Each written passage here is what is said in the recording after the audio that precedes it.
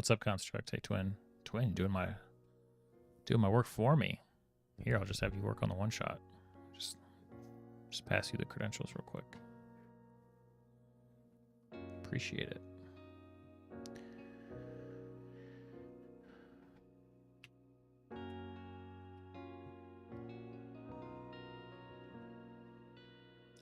Keylogs, how's it going? Hello to you as well.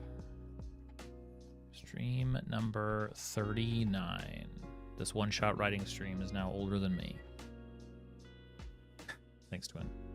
And Construct, I did test out last night, and the increment thing you made works beautifully. I only have it set up for... Here, I'll show you. Yeah, you guys are here to do my work for me. Thanks, Killux. You as well. So let me see. So if I switch over to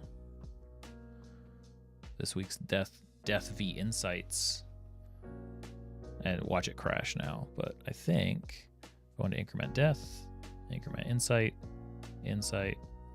death, works super well. So I haven't gone about setting it up for some of these other counters. I probably won't for something like a word count, but maybe for like stream counts and like hours spent and stuff like that, I may wire those up as well, because that's really convenient. But so thanks a lot. I appreciate that. It's pretty neat.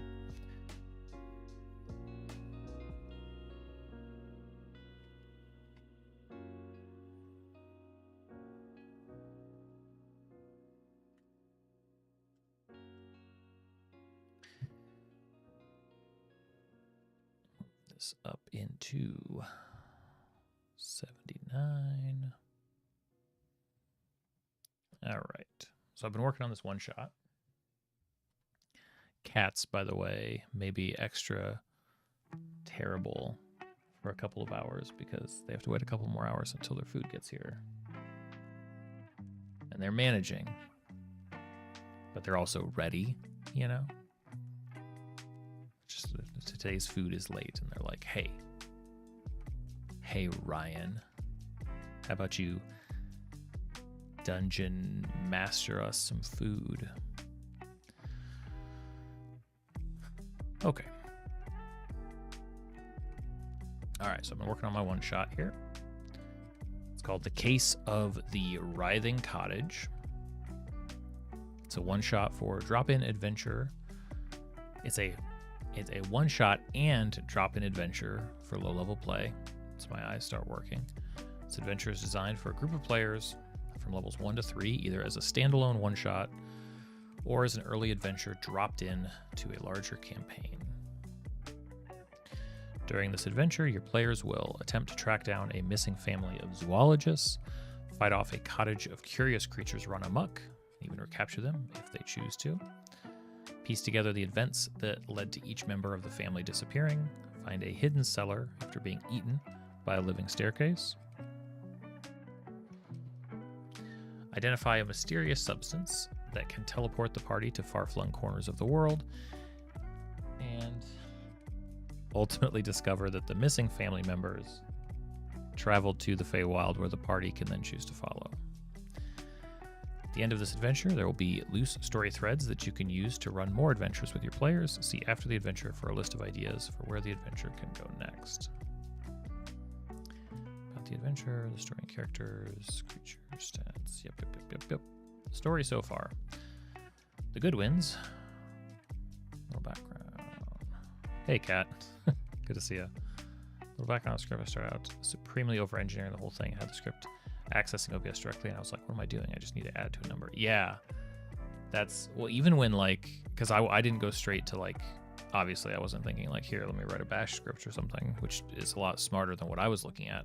I was just trying to think about, okay, there must be a way, using shortcuts, using little surfaces, what can I patch together to just exactly what you're saying? How do I update this text number, this increment this file? And it seemed like something that should be a lot more achievable than it was. Obviously, I spent, I don't know, 45 minutes or whatever. I was just like, forget it. However much time I spent before bailing and just going on stream. But no, it seems like you did great work. Like I said, I'll probably wire it up to a handful of different incremental style numbers that I can use. That'll be perfect. Now I just need to figure out how to strategically set the buttons up, because managing all the different, which that's another thing I want to do sometime, because I think I've got some cool Stream Deck stuff set up, but it's one of those things that like could be interesting to share, but it's also not at all in line with the channel and stuff, and it could be weird, and it's just a weird thing to talk about. It doesn't necessarily fit. Like, it's not like I'm using Stream Deck for D&D or anything like that, but yeah, no, it's a very clever way. It made it very easy to use. Even I had no problems setting it up. Charlotte and Cyril Goodwin have worked together for years, exploring the far corners of the world to identify strange and unknown creatures. Together, they had a young girl. Switch this back. Together, they have a young girl named Violet, who has grown up to be just as curious as they are. And one by one, each member of the Goodwin family has gone missing. It all started 10 years ago. 10 years ago, Cyril vanishes. On the eve of her 10th birthday party, Violet's curiosity led to a terrible accident in the Goodwin cottage. While sneaking down to peek at her gifts, she toppled a box of party favors, which led to sparklers, sending colorful lights flashing in every direction. Unbeknownst to Violet, her parents were up late investigating a mysterious dark substance in their home laboratory. Violet's wide-eyed wonder at the flashing lights was only matched by her parents' horror as the dark substance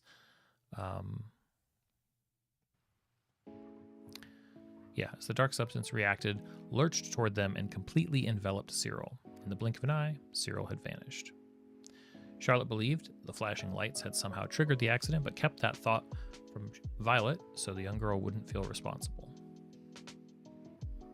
I did, and it works, and it's great. Here. Little teaser of this week's Death versus Insights counter. Look, boom, boom, boom, just incrementing numbers up, numbers go up every which way. Works great.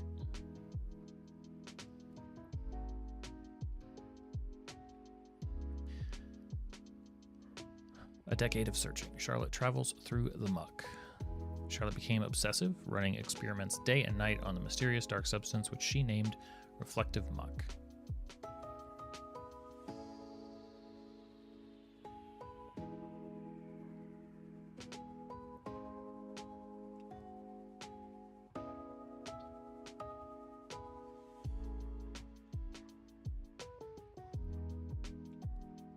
Charlotte became obsessive, running experiments day and night on the dark substance which she began calling reflective muck. Charlotte even sent Violet off to live with her aunt and uncle until she could figure out how to bring Cyril home. Charlotte managed to move the reflective muck into the cellar to keep it safe and hidden away in the dark. Her experiments revealed different locations shining on the surface of the...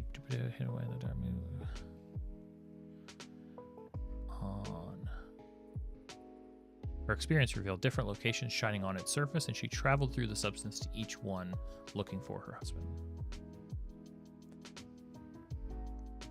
Oh, I'm devastated. Jesse, I can't believe you. Excuse me, I can't believe that either.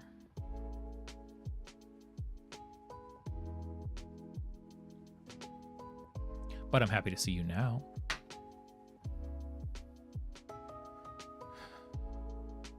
Everywhere she went, she found new creatures to study. Everywhere she went,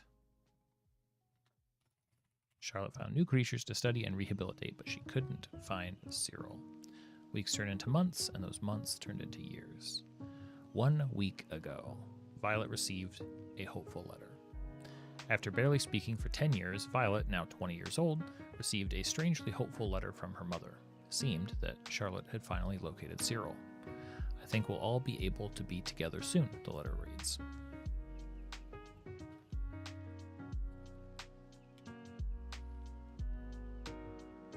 Violet rushed back to her hometown only to find her mother missing from the cottage and all of the windows and doors boarded up. All of its...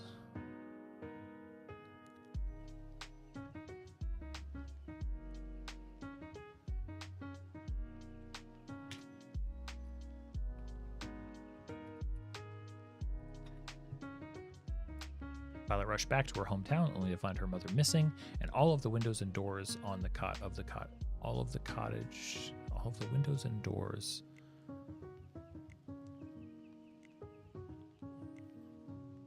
All of the windows and doors of the cottage boarded up.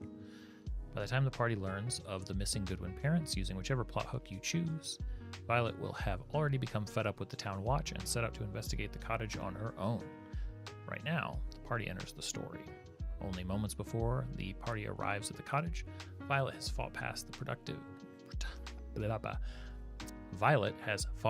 the protective staring staircase and made her way to the cellar, wrecking the first floor in the process and letting a number of dangerous creatures loose. From down in the cellar, Violet won't hear anyone knocking or calling her name. As the party comes to terms with the chaotic nature of the cottage, Violet is already stepping through the reflective muck to someplace even stranger. The Goodwin family is central to this adventure, but they are also missing for most of it. The party won't meet them until maybe the very end. Their backgrounds are included here, so you have a good sense of who they are, and in case you want to use them to continue this adventure. During the introduction, the party will talk to Mr. Hobbs, the kind but clueless baker turned volunteer watchman, who gives them the bounty on the missing Goodwins. That's assuming you choose the recommended plot hook. Once in the house, the party can also speak with Cashew, the psychic octopus, though they are more concerned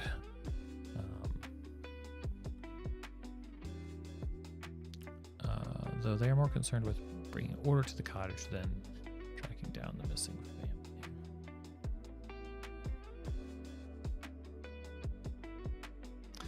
Cyril Goodwin loves animals. Cyril is a caring and nurturing animal lover.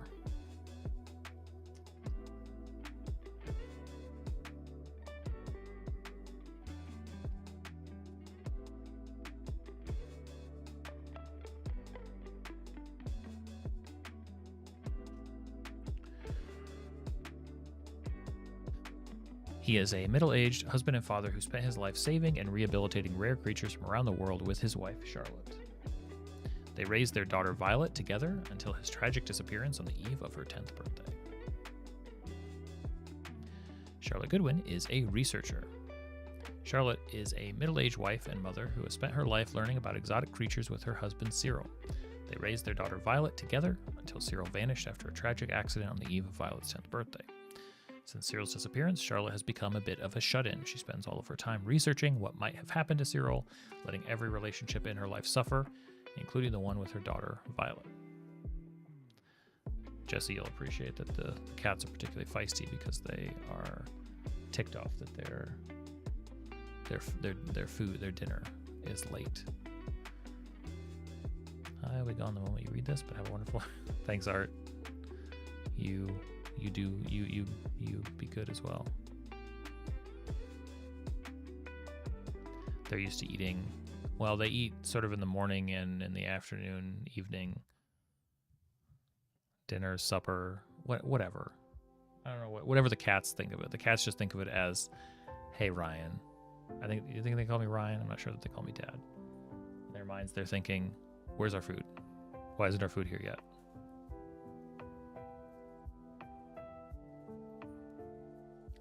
Food man. Hey, big guy. How about you get us that food?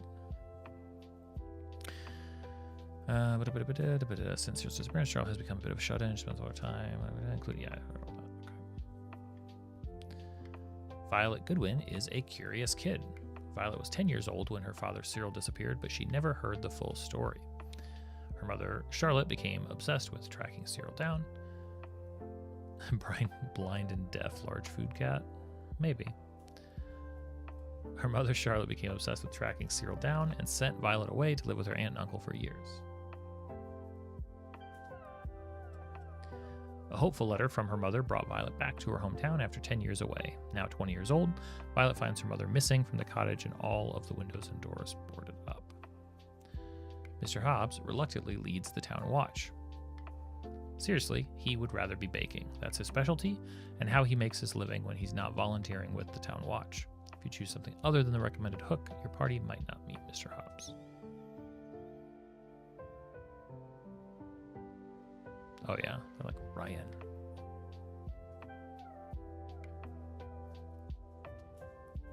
Mr. Hobbs is a patient man, maybe because he has spent so many hours watching dough rise. For the most part, he has done a great job looking after the folks in this quiet little town. But regarding the mysterious disappearance of the Goodwin, he's stumped. Unfortunately, Mr. Hobbs has only basic information to share with the party. On the bright side, he will offer a baked good for each question the party asks him. Bonus points if you actually have cookies on hand to offer your players. For more on what Mr. Hobbs knows about the Goodwin's disappearance, see the flashback section in the introduction. What's up, Kenobi-1? Cashew is a tattletale, a telepath, and an octopus. Think of Cashew as the self-appointed hall monitor of the cottage critters. They are mostly concerned with maintaining order in the house and consider any questions about the Goodwin family to be prying into private family secrets. Once the party discovers something for themselves, though, Cashew might be more inclined to gossip. For more on what Cashew knows and can share with the party, see Observant Octopus in Part 2. Creature Research. The party will face 6 loose creatures in the first part of this adventure, and another 2 hidden creatures once they track them down in the cottage. Each one was found and mostly rehabilitated by Charlotte during her travels the last 10 years. It would have been easier for Cyril. Each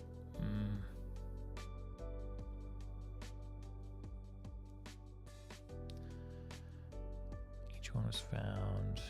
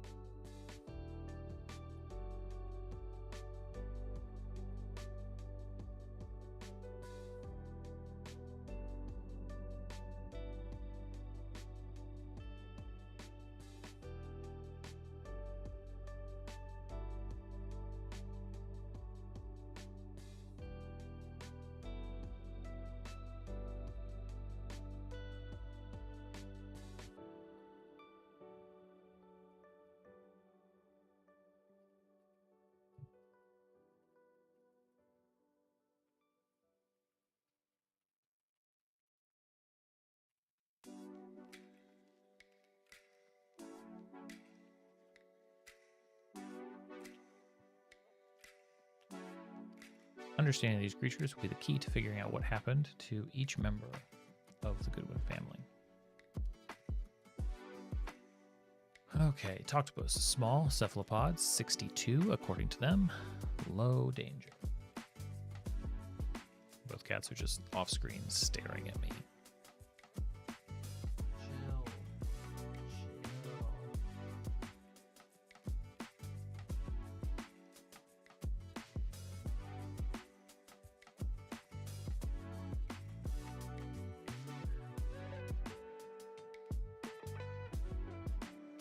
The Far Seer book series? I haven't heard of it.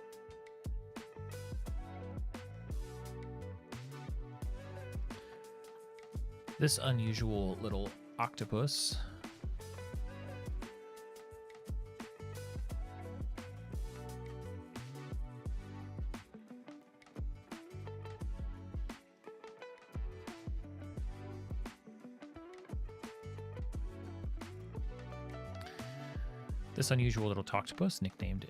little octopus nicknamed a Toctopus by Charlotte Goodwin speaks by transmitting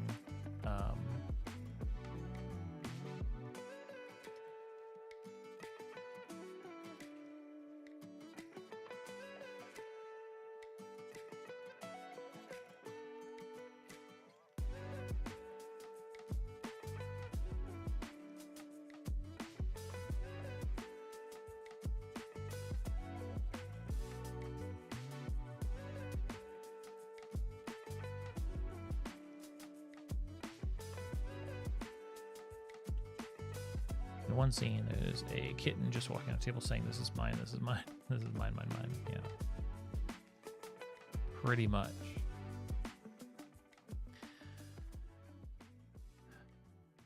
It's unclear whether the octopus is a new type of cephalopod or a smaller creature inhabiting its body. Whatever it is, be ready to heal yourself up before sitting down for a long chat with it. The octopus living in the Goodwin cottage was collected somewhere along the coastline.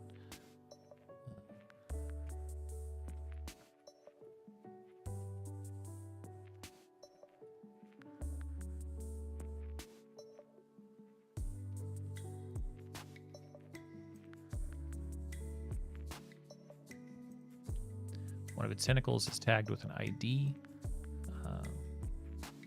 that reads number 2, written in blue ink. It's normally perched on a piece of coral on the desk in the center of the room that bears a similar ID tag.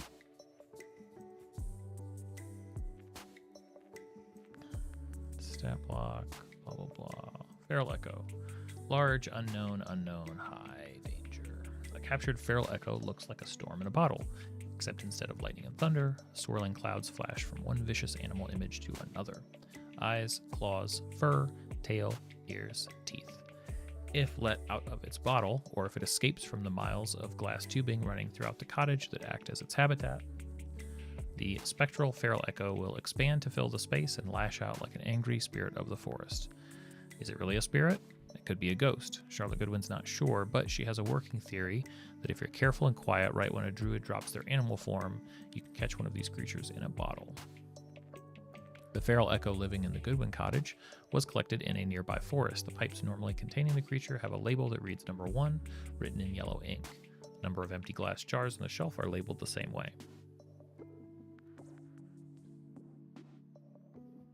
Moji is small, minor, sentimental, age unknown, danger low. A Moji is one member of a new classification of creatures Charlotte Goodwin has discovered called minor sentimentals. They are often mistaken for elementals, except to the keen observer who notices they change their form based on their emotional state. Due to the Moji's unpredictable and varied appearances,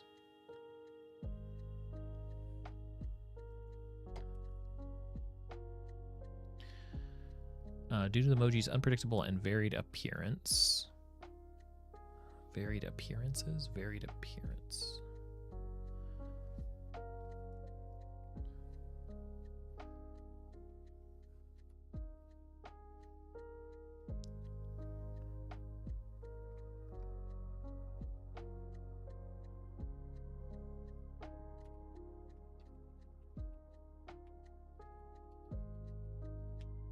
Due to the Moji's unpredictable appearance, no one. Pokemon? Yeah, kind of. No one is really sure what the creature normally looks like. Charlotte has documented 7 different states of the Moji, but she believes her list is likely incomplete. The Moji living in the Goodwin cottage. It was recovered somewhere in the mountains. A shelf built specifically to hold its rock form sits beneath the only uncovered window in the cottage. The shelf is tagged with an ID that reads...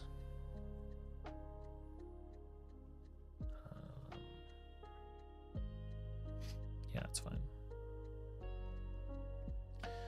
Pilfer is a small, scurrier type, age unknown, danger low.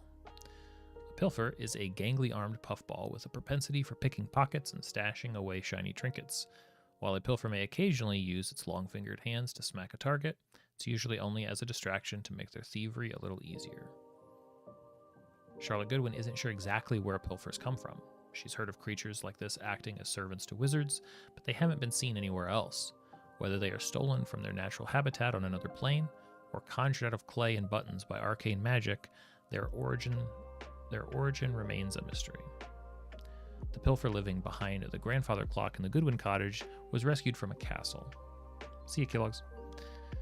Attached to its ankle is an ID tag that reads number 4, written in red ink. A matching ID is affixed to the side of the grandfather clock a couple of inches from the floor. Reflective muck. Size large, type unknown, age unknown, danger high. Reflective muck is a dark ooze-like substance that seems mundane until it's exposed to light. Instead of reflecting light on its surface, different destinations are revealed when it shimmers. Its precise nature is still unknown, but it does seem to act as a portal to multiple locations around the world. For instance, a yellow flame shows a forest, a red flame shows a castle, and a blue flame shows a coastline. And 10 years ago, a burst of multicolored lights sent Cyril Goodwin off to places unknown. Off to someplace unknown, off to places unknown, off to someplace unknown. Charlotte has traveled through the muck dozens of times and mapped many of its locations, but she's never found a way to make the return trip. As far as she can tell, reflective muck is only capable of one-way teleportation. The reflective muck in the Goodwin's cellar was discovered deep in a cave during Cyril and Charlotte's last expedition before his disappearance. It doesn't have an ID tag, though there is a large purple number 0 painted on the wall next to it.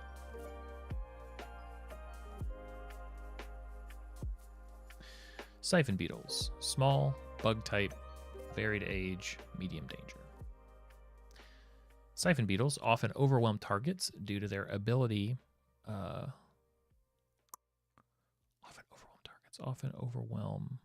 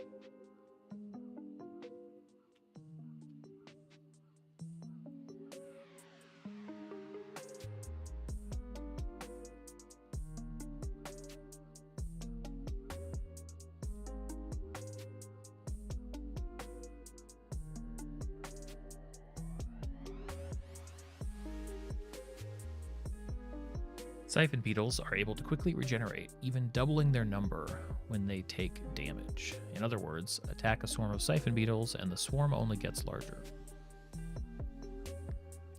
Luckily, the regenerated beetle bodies die quickly. If left alone, the swarm will shrink in size within a few minutes. Charlotte Goodwin discovered that siphon beetles are drawn to precious gemstones like rubies or sapphires. Over time, the beetles seem to consume the gemstones entirely. This particular swarm was lured into a trunk and captured using a large ruby. So why keep creatures like this around? Charlotte's research suggests that when siphon beetles die off, and especially when they are fed precious gemstones, they draw poison and disease out of anyone nearby.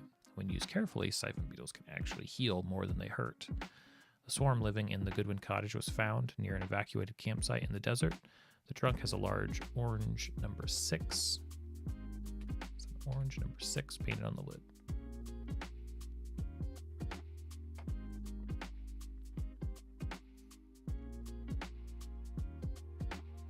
Slither2 is small, reptilian, age unknown, danger medium. At a glance, the Slither2 looks like nothing more than a very fast snake, but careful observers will notice it's not the snake that's fast. It's the area around. Notice it's not the snake that's fast. It's the area around the snake that is slowing to a near stop. In fact, anyone that even hears the Slither2's hiss may find themselves struck completely still. It seems the sound waves created by the creature make a sort of physical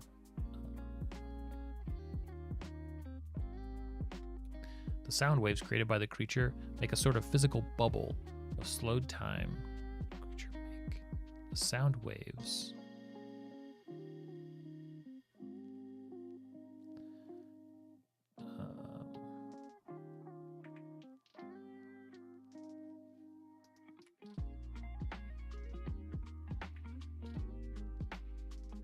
The sound waves create a physical bubble of slowed time around.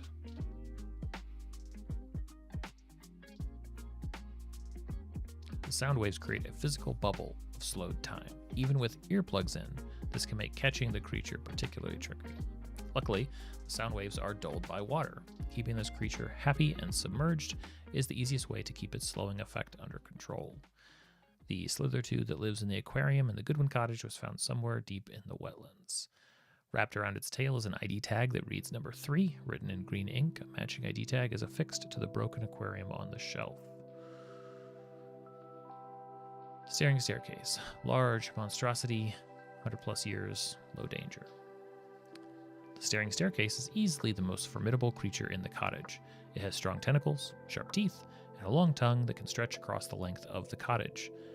But that's only when it reveals itself. Most of the time, it appears to be a mundane set of winding stone stairs. The staring staircase acts as a sort of guard dog for the Goodwin family. It doesn't speak or even reveal itself at first, but it has been instructed to keep the cellar hidden away from anyone but Charlotte Goodwin. Thus, the stairs seem to only go up to the second floor. The staring staircase that's hiding the Goodwin cellar was rescued from a castle. A red number 5 is written in chalk on the edge of one of its steps. What you need to know. Preparing for the adventure. Before you run this adventure, here are a few things you'll want to do. There are a few things you'll want to do. Number 1, read about the Goodwin family in the story so far, so you have a sense of what the players are going to be investigating. 2, familiarize yourself with the creatures living in the cottage using Charlotte's notes in creature research. 3, choose from the available plot hooks in Hooks into the Adventure and select one that fits your game the best. The Overwhelmed Town Watch is recommended when running this adventure as a one-shot. Prepare the handouts you want to use with your group. See handouts.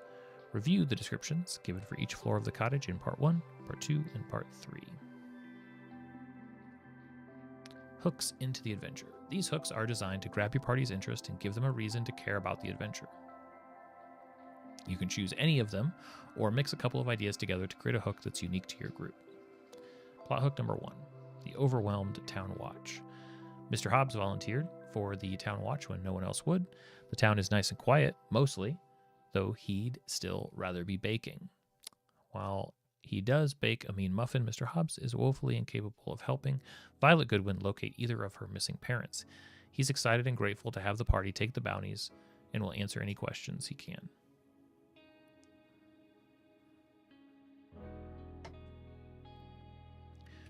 And will do his best to answer any questions they have. This hook is recommended for those running this adventure as a one-shot. It will be referenced later in running the adventure. Plot hook number 2, 2 missing persons. It's pretty hard to miss a missing persons poster. Perhaps the party finds a pair of posters pinned, one on top of the other, describing a missing couple. One of the posters is frayed and yellowed with age.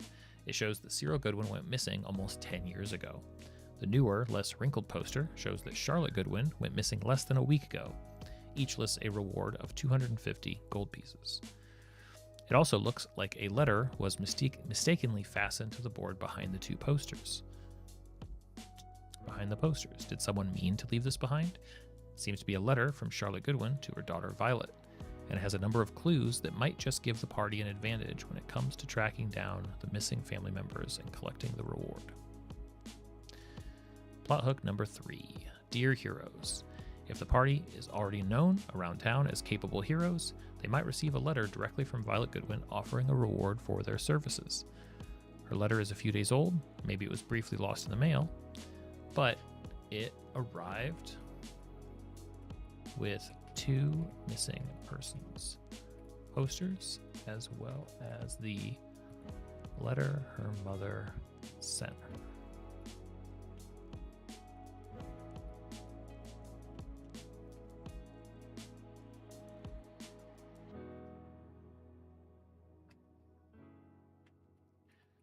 Dear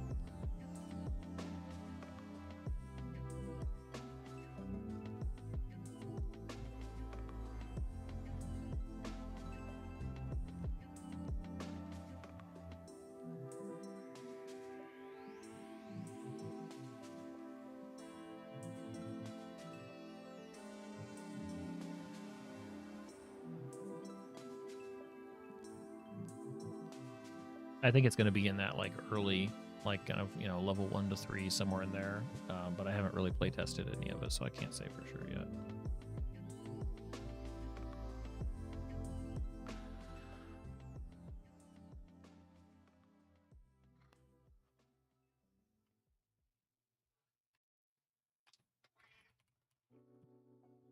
Dude, I know.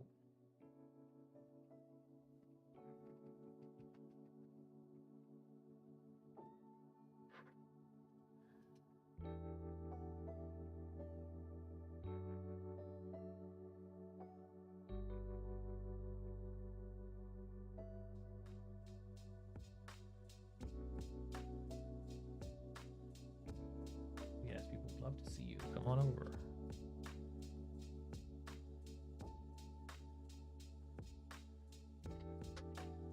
Come on, come here. No, you have to be picked up. Being so insistent.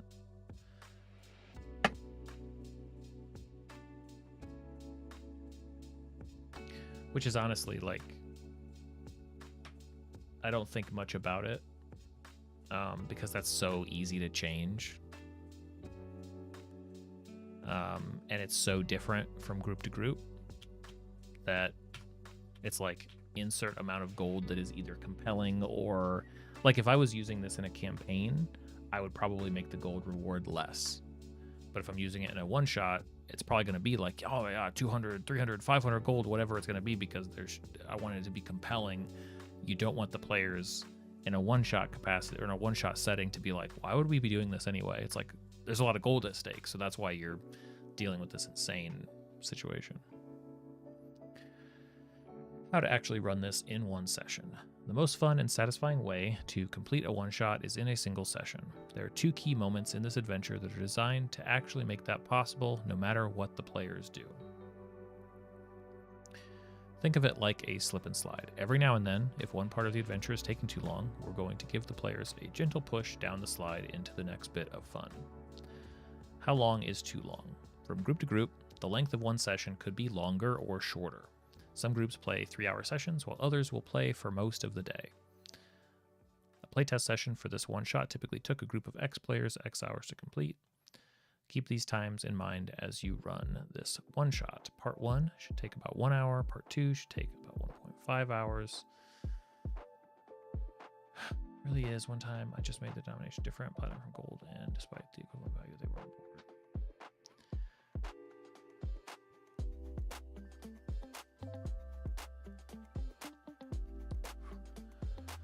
Are you just going to create a game mechanics section for each system? It might be easier just to explain at the beginning that 99% of the content is story and system agnostic.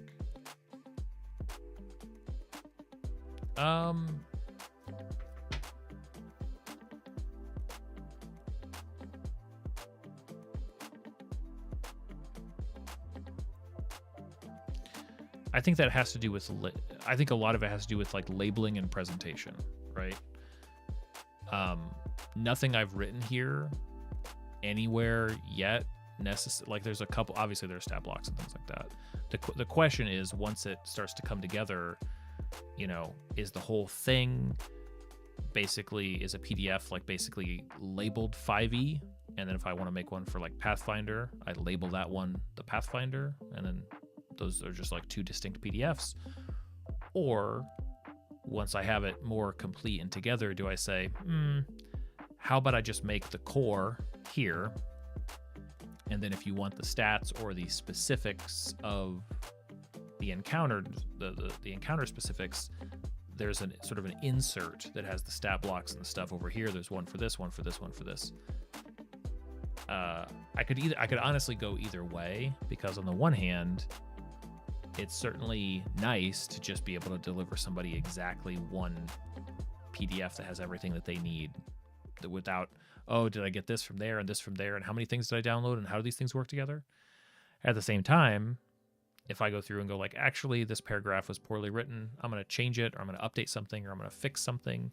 Now, how many different documents am I updating? Ugh, that's a little bit of a pain, maintaining all those different things. So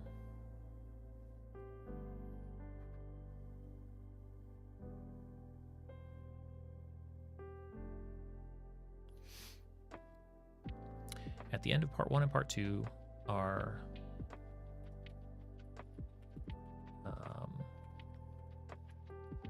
part 1 and part 2 have sections at the end.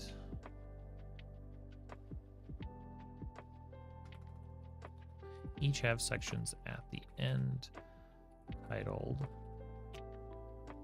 "What if this is taking too long?" with a number of things you can do to push the players down the slide to the next bit of fun. Down the slip in slide.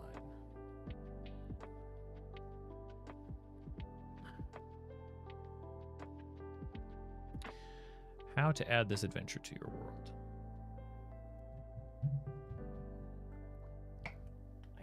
I know.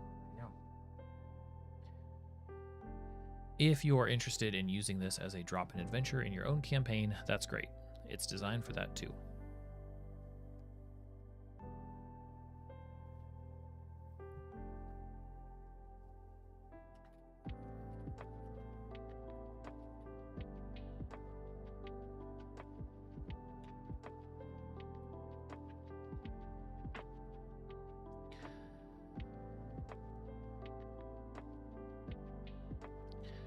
Campaign quest hooks. First, you'll want to review the available hooks designed to draw your party in. See the full list in hooks into the adventure for a few ideas to get started.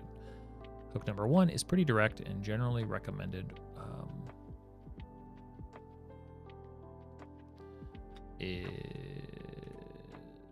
more direct and recommended for one-shots. Hook number 2 and hook number 3 might be more useful in a campaign setting when the decision to follow a quest line is left up to the party.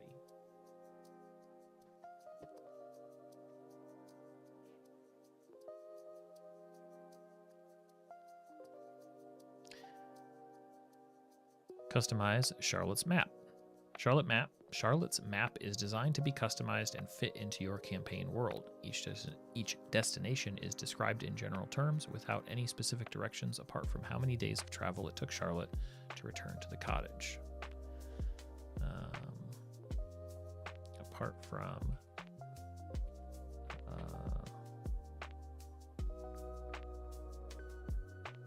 hey, come here. The rare Bruce sighting. He's angry with me. He's angry. It's like, feed me. Where's my food? Feed me. Hair everywhere.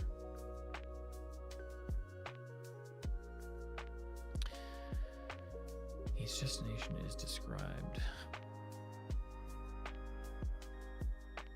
He's just creating hair. Just a little hair machine.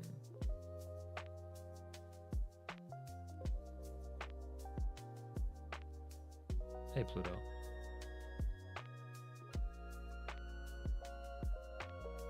Each destination is described in general terms without any specific directions, apart from how many days of travel it took Charlotte to return to the cottage. If each location is mapped to a place in your world, the party's travels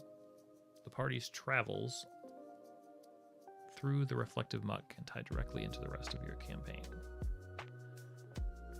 Charlotte's map can be found in the handout section. Open plot threads. Your party will likely have lingering questions about some of what they discover in the Goodwin's cottage. Some of those open plot threads are listed out in After the Adventure and give you ideas and provide ideas. Guys, I had a hilarious YouTube comment I responded to today. So actually it wasn't even funny. I think it was meant to be it was very annoying. The first half of the comment was fine, and the second half was like, and by the way, it's spelled Product.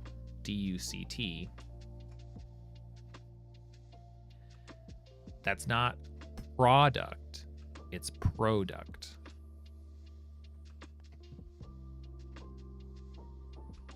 Spelled out phonetically like that. It's not product, it's product. I didn't respond to that part of the comment.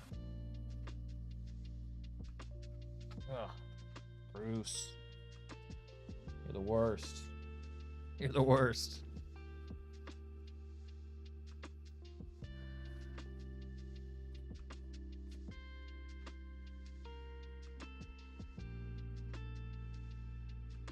Maybe that will appease him for a bit.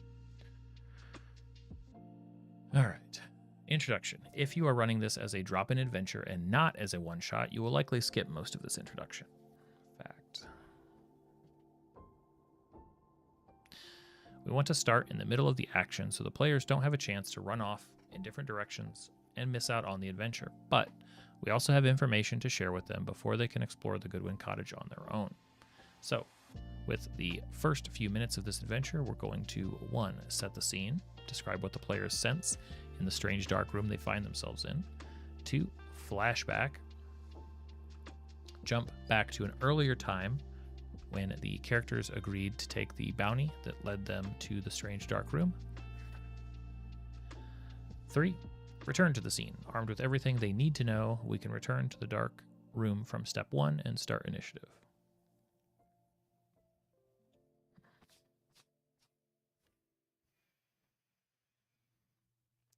Set the scene. 1 minute. Try not to read any of the below text directly to your players. Use the bolded phrases to describe the scene in your own words. As the party takes in the dark room around them, they notice a heavy door has swung shut behind them. The boarded up windows block out most of the light, and while they have heard no voices in the darkness, they do hear a hissing sound, like air leaving a balloon. The air smells stale, like old books and dust. There's movement in the shadows, and the sound of something slithering around near their feet. There's movement in the shadows, the air smells, they hear.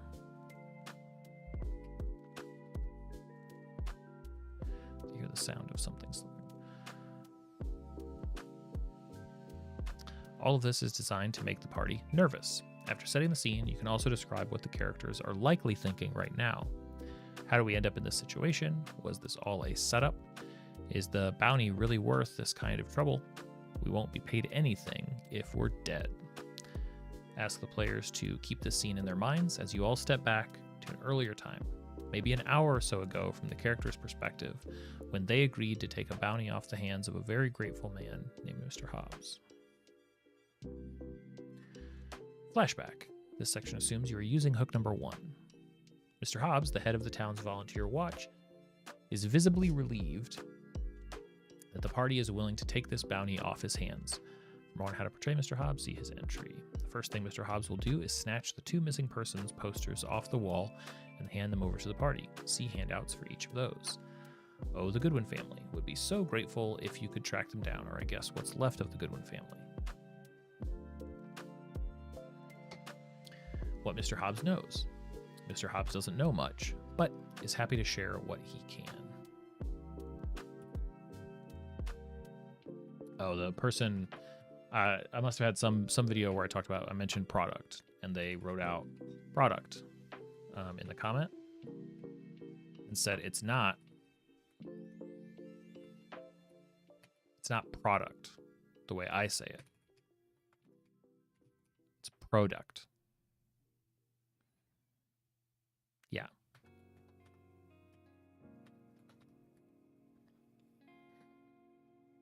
They were just telling me that I pronounced product wrong.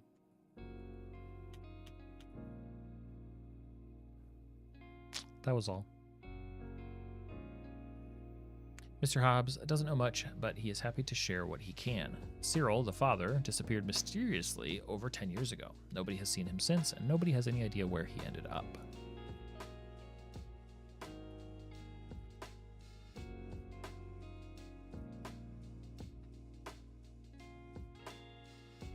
Nobody has seen him since, or has any idea where he ended up.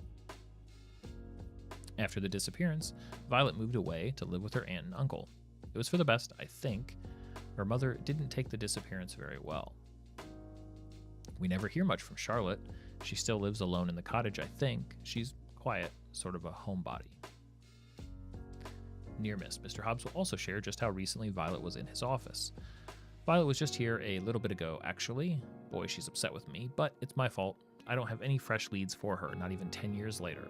Oh, she increased the bounty on her parents to 250 gold pieces each, and she left this behind. Maybe you can return it to her if you catch up to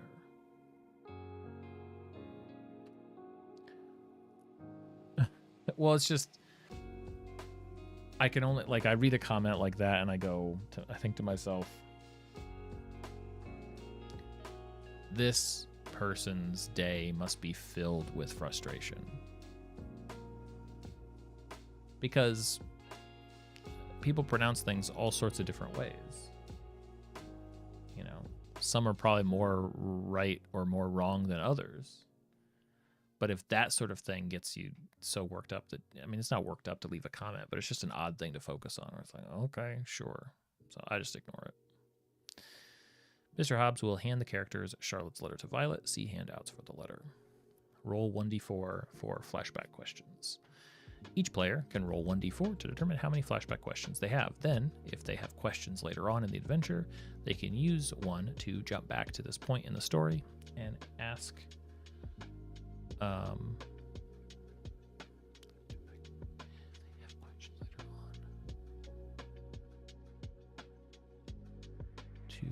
Mr. Hobbs. Once the party has the 2 missing persons posters, Charlotte's letter to Violet, and assuming they don't have any immediate questions for the volunteer watch, Mr. Hobbs will thank them for their help. I really appreciate it. I tell you what, after you speak to Violet, come back my way and I'll bake you a whole bunch of muffins. It's the least I can do to show my thanks. With that, we can return to the scene. What else does the sheriff know? There's no way to know exactly what questions your players will ask the town watch, but here are a few extra bits of information Mr. Hobbs can share if a question jogs his memory. Charlotte's a traveler. She never even says goodbye, you know? Always notice her coming back into town all exhausted with those heavy bags. Plus, she must leave in the dead of night. We never do catch her leaving. Search for Cyril was weird. Everyone was also a little suspicious of the mother, Charlotte, because of how the search went in town.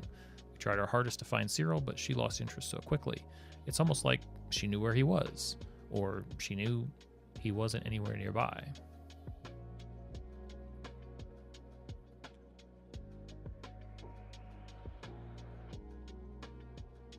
That's crazy, right? Charlotte must be busy with projects. Yeah, it was a few years ago. Charlotte all of a sudden was real interested in bricklaying of all things. We all offered to help, not sure what she was building out there.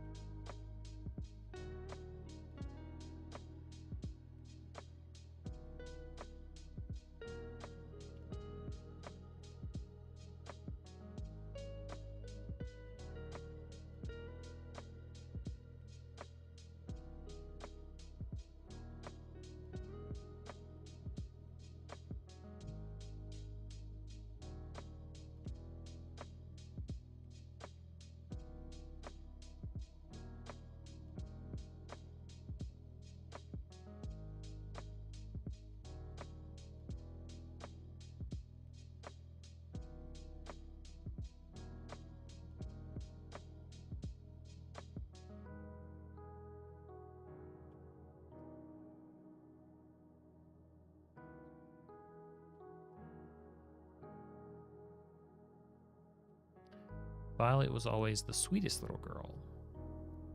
I remember seeing her around town when she was younger. Always wearing those cute purple shoes. Not a terrible artist either. I think she took after her mother in that. Curious creatures living in the house. The Goodwins always had a thing for crazy critters. I was always a bit skittish around them myself. But, see ya, twin.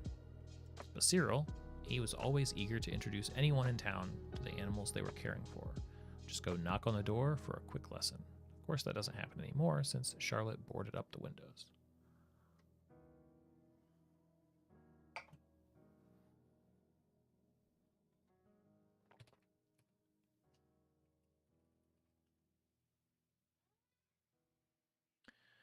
Charlotte boarded up those windows right around the time she sent Violet to live with her aunt and uncle. Never understood why, honestly. We all thought she might sell it, or at least move away. What did she say? Oh, she said it was the light. There was too much light in the cottage for her work, I guess. Weird, right?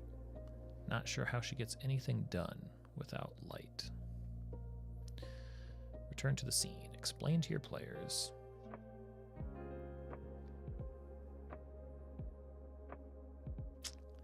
I mean, it is technically, like, if we're going to be technical, like product versus product, it's just a very slight difference. It's just very slight. But it's another thing to be pedantic about, to, you know, in comments. But return to the scene. Explain to your character, explain to your players that they came to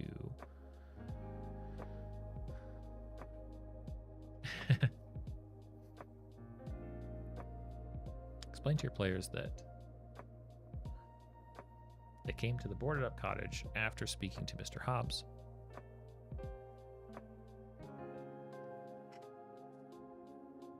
Cats are going to make me sneeze.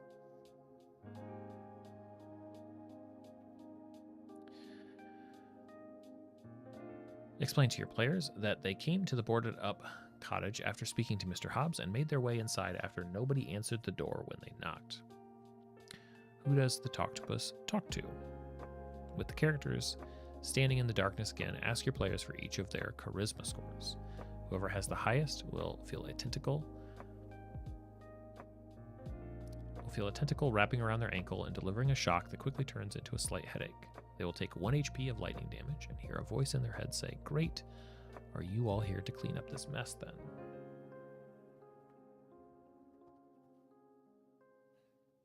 Then ask the group to roll initiative. Part 1, the critters are loose.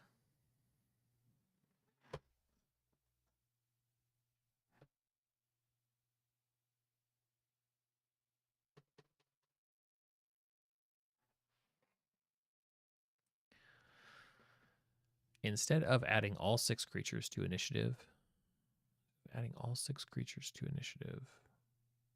at once, we'll stagger their introductions. Round 1 will only have the first 3 creatures, then we'll use round 2 to introduce the next 3.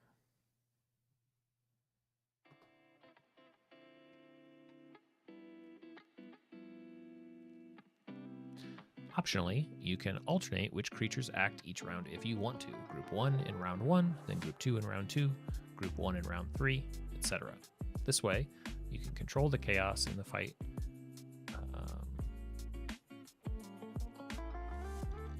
based on the size and experience level of your group. Optionally, you can alternate which creatures act each round if you want to. Something like this.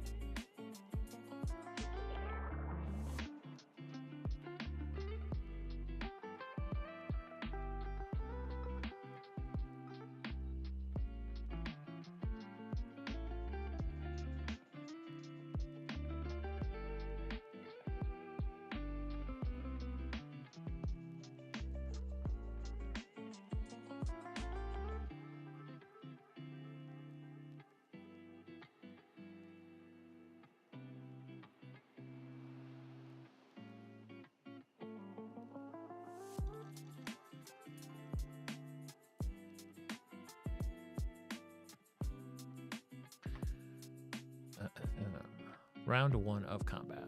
The first round of combat will focus on the Feral Echo, Siphon Beetles, and the Toctopus. Roll these 3 creatures into initiative. At the top of initiative, before anyone takes their turn, the players will notice smoke pouring out of a broken pipe and filling the room. That same smoke flashing with ghostly images of teeth and claws. The sound of skittering bugs as the floor seems to move under their feet. And the player with the highest charisma will notice a small octopus wrapped around their legs. Wrapped around their ankle. Round 2 of combat. With the larger threats identified in the first round, the PC's eyes will drift to other creatures moving around the room. Now we'll introduce the Slither2, the Pilfer, and the Moji.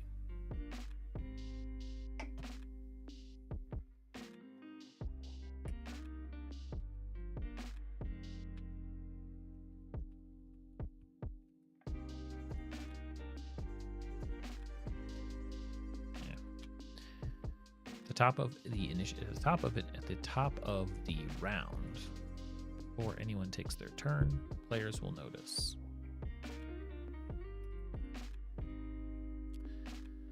a fast-moving snake seems to be slithering from a high bookshelf and away from a cracked and leaking aquarium. A ball of sparking electricity is sitting on a shelf, is hovering.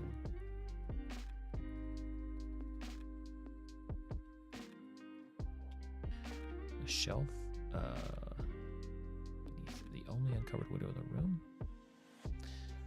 The grandfather clock will shift away from the wall slightly, as the pitter-patter sound of little footsteps will be heard running across the floor. Storytelling through combat. As the players grapple with the chaos in the cottage, we want to take every opportunity to provide clues about the creatures and the room. Specifically, we want to hint at how to recapture each creature again. When we mention a creature, we should also refer to the way it was confined to the cottage. This will clue the players into how to recapture them.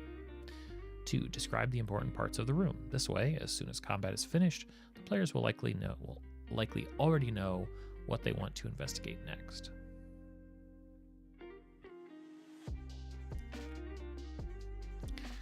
Though the party won't know why the creatures are loose yet, we want to make sure they realize that each of the creatures can be recaptured if the players choose to.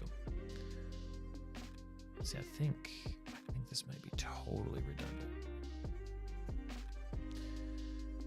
The feral echo escaped the pipes. Normally, the feral echo is flowing from room to room in the glass pipework habitat like an angry cloud doing laps. But the pipework was broken.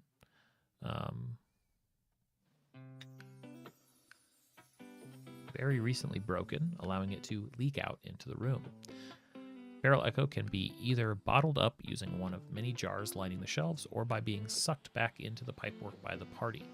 Both the jars and the pipes are labeled number 1 in yellow ink. Siphon beetles fell out of their trunk. Siphon beetles seem to be spreading out from under a trunk that was...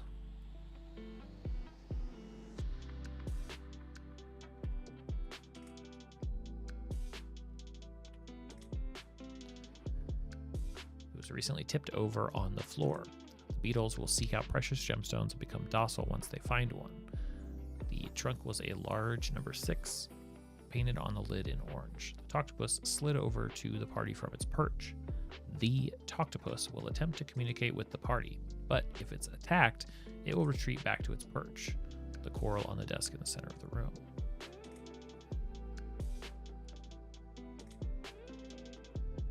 But if it's attacked, it will retreat back to its perch, coral, on the desk in the center of the room. Wrapped around one of its tentacles,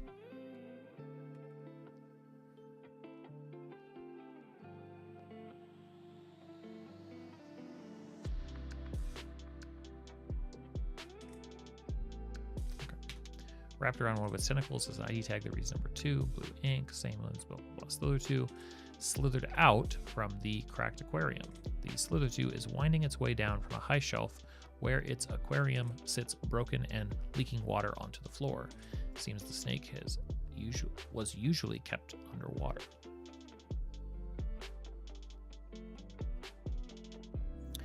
Wrapped around its tail is an ID tag that reads number 3, written in green ink. The same label is on the broken aquarium. The pilfer will sneak out to steal from the party. The pilfer will return to its cubbyhole behind the grandfather clock once it has attempted to pickpocket each of the PCs. Attached to its ankle is an ID tag that reads number 4, written in red ink. The same label is on the side of the grandfather clock, a few inches from the floor. The Moji will be reacting to the room. The Moji will respond to the room's chaos. It will calm down either when all creatures are recaptured or one of the PCs convinces it to relax. The shelf the Moji sits on is labeled number 7 in white ink. Describing the first floor. The Goodwin's cottage is 1 part cozy living space and 2 parts creature sanctuary.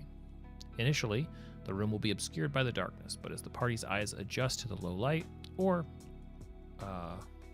if anyone provides a light source, they will see. Yes, the ink colors are relevant because the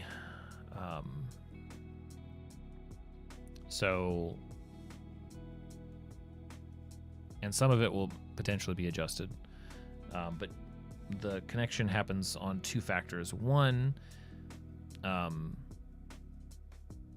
the ID tag that says like number 2 and it's blue. The actual matching ID or like label could be in blue, but instead of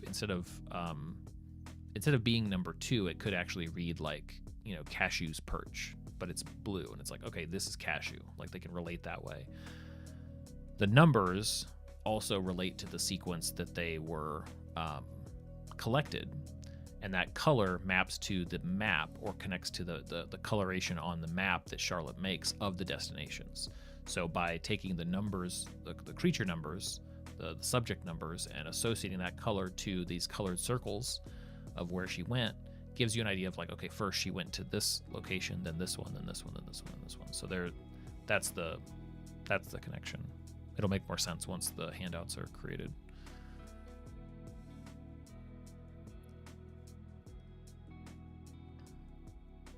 A set of gray stone stairs go up to the second floor. A large trunk overturned on the floor. A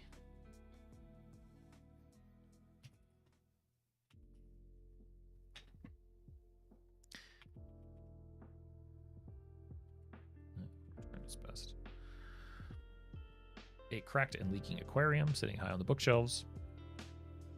What appears to be clear glass pipes running along the floors and ceiling. A gnarled tree root sitting on a desk in the center of the room.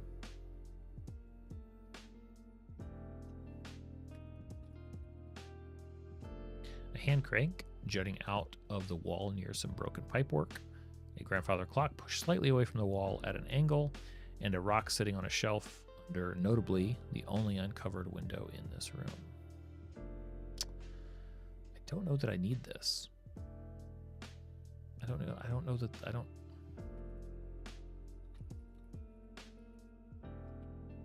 I think this is handled better elsewhere.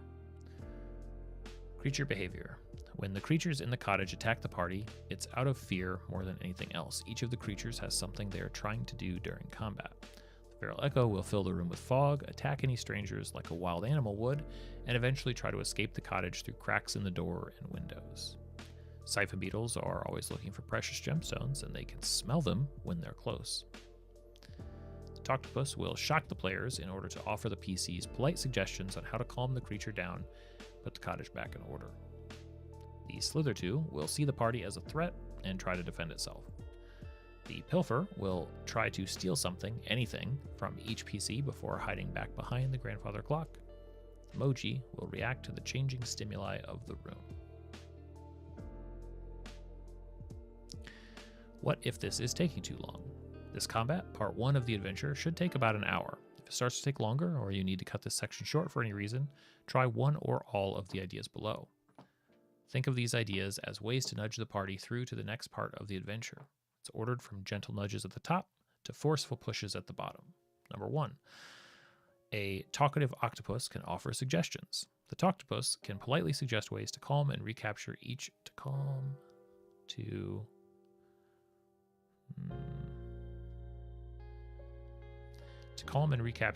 of the other creatures. If the party is stumped about a particular creature, try a suggestion.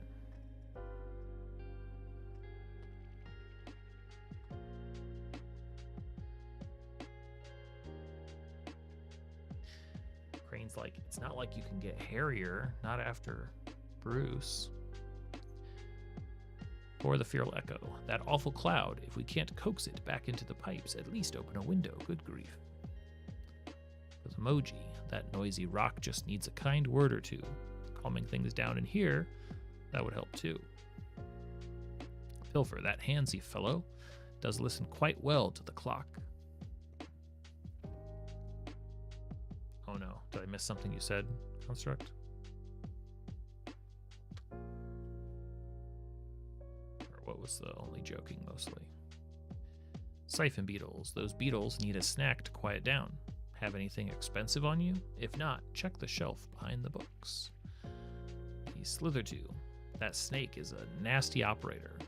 There's still water in the tank, just pop it back in. I'm on live chat.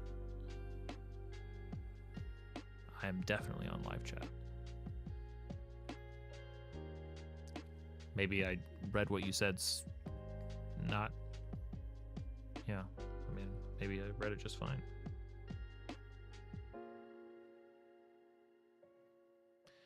Reduce the number of enemies to deal with. Certain creatures can remove themselves from combat. The feral echo has every reason to escape through the open window. Through the open window, leaving the cottage and initiative. If the siphon beetles are unable to find any precious gemstones in the cottage, they will escape through cracks in the door and walls and begin searching outside.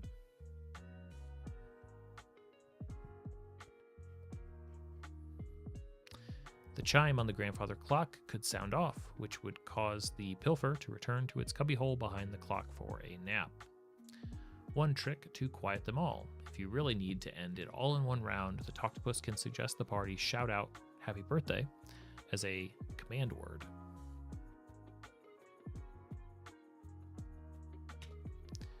Assuming the party does, each creature will obediently return to its spot and calm down. Yeah, I have no idea. It's really weird. Really, Crane? Biting the mic like an animal. He says, yes, because I am an animal and I'm hungry. What if they kill the creatures? It's very possible that your players will kill some or all of these creatures instead of recapturing them. But if even one or two of these creatures end up alive and recaptured by the party, that means the players learn something significant. I add significant during combat, which is awesome. Plus, you can always let your players revive any of the creatures if they regret killing them after the fact. Unless you're heartless, of course. Part 2, investigating the cottage. Once the creatures in Part 1 are dealt with, the party is free to explore the cottage however they'd like. The first floor and the second floor loft have breakdowns of which clues can be found where. Tip: aim for fewer investigation checks. As the players explore, try to resist asking for too many skill checks. If we ask for an investigation check before revealing a clue, we risk bad rolls leading to clues staying hidden. That would be bad. Finding clues in this adventure is meant to be fun, but not difficult. We want the players to find every clue they look for. Piecing together what the clues mean is where the challenge lies. Save rolling skill checks for when they ask questions and work to better understand the clues they have found. Things to notice on the first floor. There are 4 main spaces on the first floor for the party to investigate. Number 1, utility corner. A hissing sound is coming from a broken pipe on the wall near a set of tools hanging on nails. Number 2, desk and bookshelves. Tall shelves tower over a large wooden desk near the center of the room. 3, the reading chair. An overstuffed chair sits under the only window in the room that isn't boarded up. Number 4, corner staircase. A grandfather clock sits crooked on the wall next to a set of winding stone stairs that lead up. Number 5, the observant octopus. The Toctopus will either be perched on the coral, sitting on the wooden desk, or quietly observing the party as they move throughout the cottage.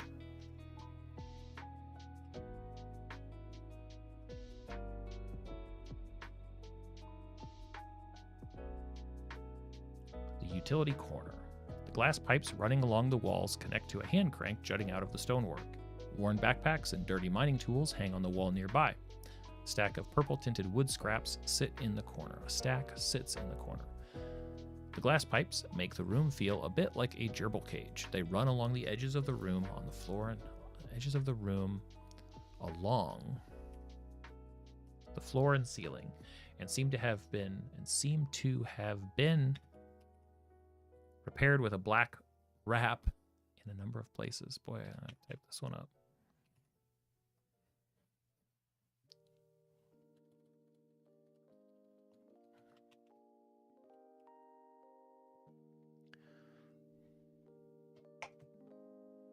Your joke was that Cashew would hide in the rafters and jump the PCs. Maybe.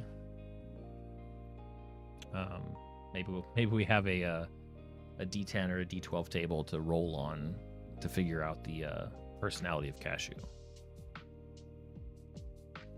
A fresh crack in the pipe near the ceiling gives off a whistling sound and appears to be where the feral echo escaped from. A rusty hand crank is connected to the pipes that run throughout the room. When turned in one direction, it will push air out. Its current state. No, I read that. Okay, well, my joke was basically that Cashew would hide. Oh, you mentioned. Oh, interesting. Dang. Its current state, and in the other direction, it will pull air back in.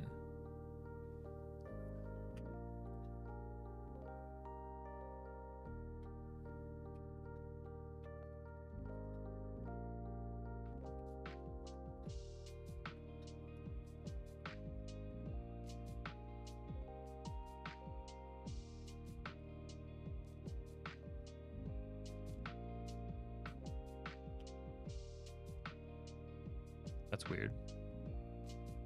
Three worn packs hang on hooks on the wall. Each hook is labeled 1 week, 1 month, and 3 months. Each pack is filled with more rations and water than the last. An empty fourth hook is labeled ? Dirty mining tools. A pickaxe, shovel, hammer, and chisel are hanging up on the wall. They are all dirty and used, with what appears to be dirt and dried mortar still on them.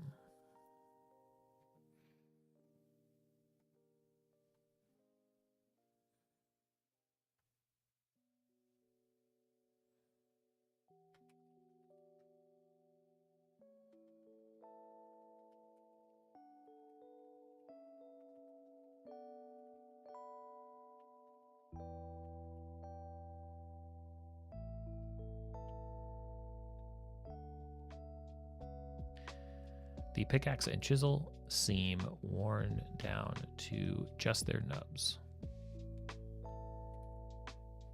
There's also a spool of black adhesive wrap that looks like it's almost empty. Purple tinted wood scraps. What appeared at first to be a pile of scrap wood is actually a pile of about a dozen used torches. They are scorched on one end in a black and purple color. The large desk holds a chunk of coral at its center and a teleporting teacup that appears to be switching locations between the desk and the shelves every few seconds. The shelves hold a large leaking aquarium, an assortment of potion bottles, small petrified animal claw, and dozens of glass test tubes. It's mounted to a wooden base on the desk and is labeled in blue ink with number 2 cephalopod exhibiting blah blah blah. The octopus will perch on the coral as long as it doesn't feel threatened by the party. Every 10 seconds or so, a teacup seems to jump back and forth between the table and a high shelf. Each time it disappears, it leaves a smooth black stone behind, and each time it reappears, there's a clinking sound as the stone lands back in the teacup. 2 slingshot stones are causing the teacup's teleportation.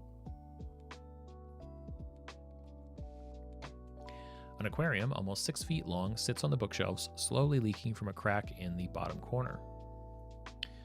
One dust-covered shelf has groups of potion bottles, each one sitting above a label on the shelf with a number 1 through 7. Whole list of things. Petrified animal claw. A small petrified animal claw sits on top of a stack of books on the shelf. A tag attached to it reads Feral Claw. A shelf labeled number 0 contains dozens of empty test tubes stained a dark inky color. Each test tube has a date on it, the oldest of which is from 9 years ago. There's also a small bowl of smooth river stones, about the same size as the slingshot stones, except they are mundane and most are split in half. A pillow and blanket sit on an old reading chair, which itself sits on an ornate rug that runs the length of the room. An overturned trunk has toppled onto the rug. Nearby is an open window, shining light onto an object sitting on a fancy cushion on the shelf. Tucked down into the cushion of the chair is a small pillow and blanket. The pillow looks like it was taken from a bed. The blanket is purple with frayed edges, like it was loved fiercely for years. A large trunk is stuck open on the rug. An orange number 6 is painted on the top. And handwritten notes cover the front. Keep closed. Warning. Do not open. A small amount of fine red dust has spilled onto the rug, and there's a small black stain on the floor next to it. The inside bottom of the trunk is stained red from the dust. This is what remains of the ruby the siphon beetles were eating. A rock about the size of a loaf of bread appears to be sitting on the cushion. This is the Moji in a calm state. If for some reason it isn't calm, it will appear differently, as indicated by its stat block. Anyone looking closely at the stain will see it continues under the rug. Pulling the rug aside, will reveal the black stain covers most of the floor, and someone has drawn a large timeline in white chalk over the top of it. A winding stone staircase sits in the far corner of the room next to a crooked grandfather clock. Pinned to the side of the clock is a piece of parchment labeled feeding schedule. The staircase leads up to the second floor. The steps are made of cold gray stone in contrast to the warm colors in the rest of the cottage. They also might be the cleanest thing here, except for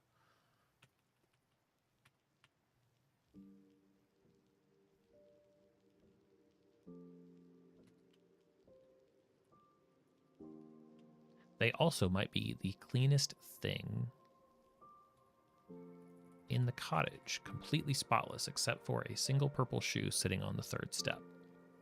The grandfather clock sits quietly, with the numbers on the face removed and replaced with the words.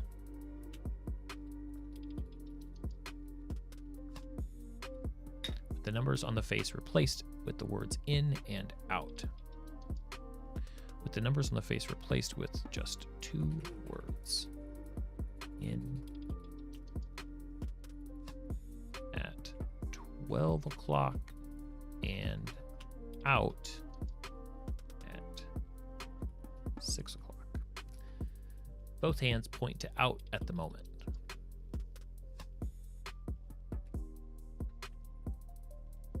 If the pilfer returns to its cubby, it will be seen moving the hands of the clock to point up at in before pulling the clock shut behind itself. A gear on the side of the clock can be used to wind it, and moving the clock further out from the wall will reveal a cubby hole filled with knickknacks. A single piece of parchment seems to list out a number of creatures, along with a weekly feeding schedule. Give the player's feeding schedule. A single purple shoe sits discarded halfway up the stairs. Whoever picks up this shoe will also notice a faint red number 5 written in chalk on one of the first steps. A small cupboard hidden behind the grandfather clock reveals a nest of blankets and pillows surrounded by dozens of small objects hanging on hooks and sitting on crooked shelves. If the pilfer returned to its cubbyhole,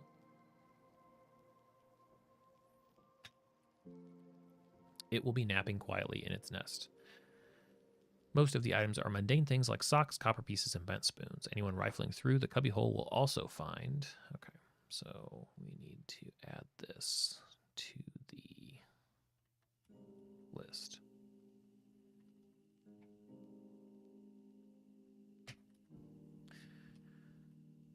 Okay.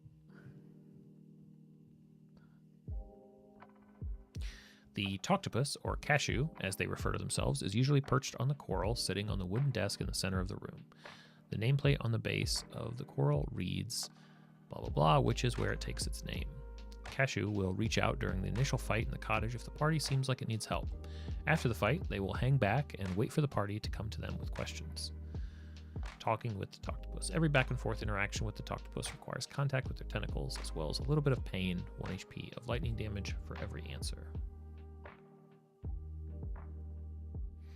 I would recommend answering the player's questions as well as Cashew can, but be a stickler for only taking 1 question at a time. After all, there's only so much information Cashew can share, while only shocking them for 1 point of damage. What does the Toctopus know?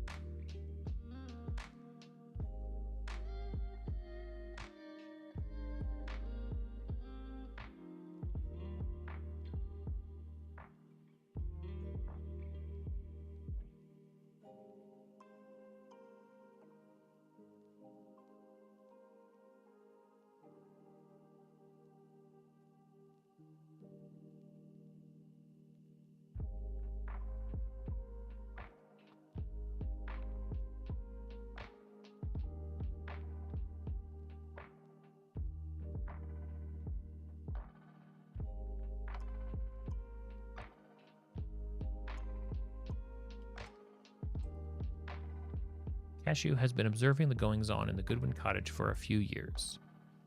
They know the quirks, feeding habits, and natural habitat of each creature living there. They've spoken extensively with Charlotte, Goodwin, about her work and what the family has gone through, but will treat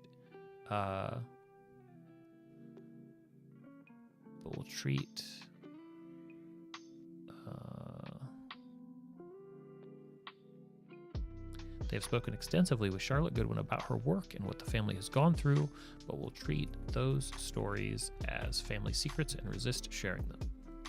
Cashew may slip up from time to time and reveal more than they should about the secrets of the cottage.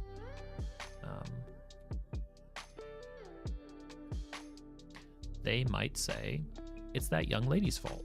Oh, I'm sorry. I shouldn't be frustrated. But she stirred up the trouble. If she wasn't trying to go where she's not supposed to go, they wouldn't have fought and the room wouldn't be a mess right now. Did I say downstairs? I'd prefer to wait here for you. The stairs and I tend to disagree with each other, so I never go upstairs or downstairs. Clean home, clear mind. With so many living here, it's important to stay on top of keeping things tidy.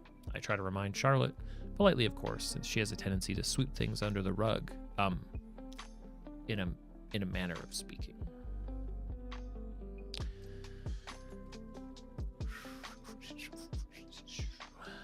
The walls of the loft are covered in peeling purple paint and faded white clouds. The dresser and bed are painted the same, though the bed is worn and unmade. A cluttered writing desk sits at one end of the room, and a diagram covered in pins is attached to the wall. A stack of old boxes teeters in the corner. All right, so we need to... Okay, this is another things to notice in the loft. This is on the list. Boom.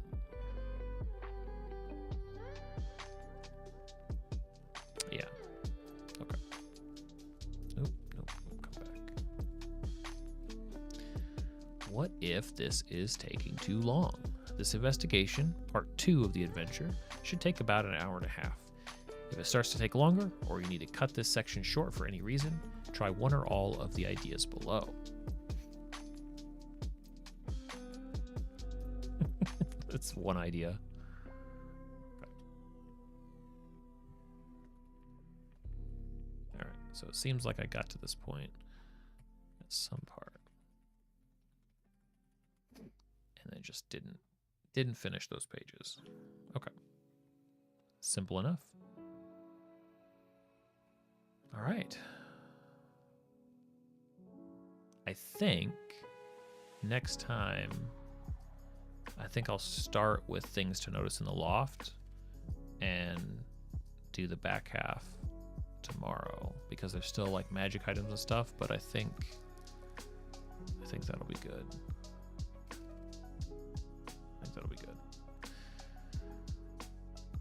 Actually got a lot of things added today. There's some stuff that I think I'm going to remove, but I'll probably wait to do that till tomorrow. Construct getting close though. You know it. 874. All right. We're painting tonight. Well, we're Mod Podging at least, and painting things black.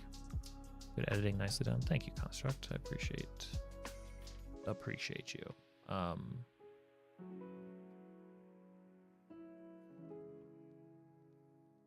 It's getting more and more of that first, I would say, half is getting really, really solid. I'm changing very, very few things now, and I'm able to just keep on reading, which is tedious, but I think it's a good practice. I think it's helping me internalize. I have a good mental picture in my head of everything, and I think I'm starting to catch things that I wouldn't have caught if I hadn't read through it as many times as I have. Thursday is midnight. Yep. Tuesday tonight will be, sorry, when I say painting, it's terrain painting. This has been Mod Podged mostly, not the windows. I need to do that with a finer brush than what I had last night. So tonight, yes, it's not about the crafting exactly.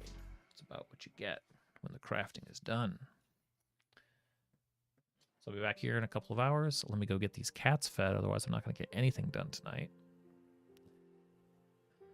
And yeah, thanks everybody for hanging out. Thank you, Construct, for the very useful Stream Deck buttons. Look forward to using those on Friday night, if not sooner. Maybe I'll hook them up, use them for some other incrementing. And Gibson too. Sorry. Yes, both of you.